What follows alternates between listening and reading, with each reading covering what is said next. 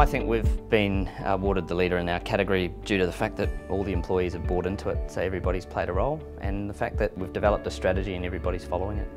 The one reason I think that LinkedIn's worked for us has been we took it on when we started. Part of our induction actually includes a LinkedIn training, getting your profile right and making sure there's a common theme to those profiles across the company.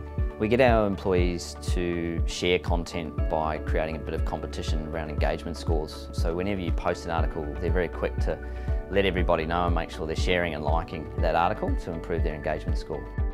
To engage with your company page followers, I think there needs to be regular contact on a daily basis, and there needs to be a focus on being thought leaders as well as a little bit about you and what it's like to work at the company that you're working at. To build our employer brand, we've focused on sharing some of the things we do to build our culture. So whether or not that's the team at the snow or if it's the team at the football. We've also done a video series this year introducing each consultant so people can get an idea on who everybody is and where their focus is.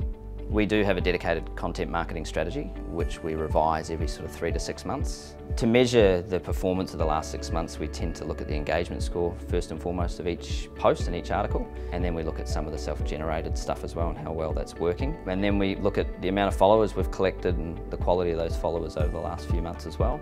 And from that, we start to redesign the next 6 months.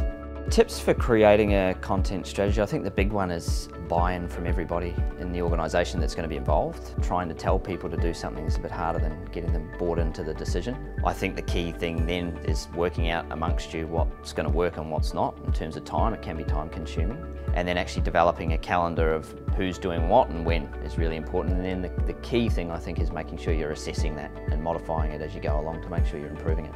I think it's important to engage with your followers and post on LinkedIn to continually be top of mind with these people, whether they're looking for a new role or whether they may be looking to hire somebody. If you're constantly visible, I think you'll be top of mind.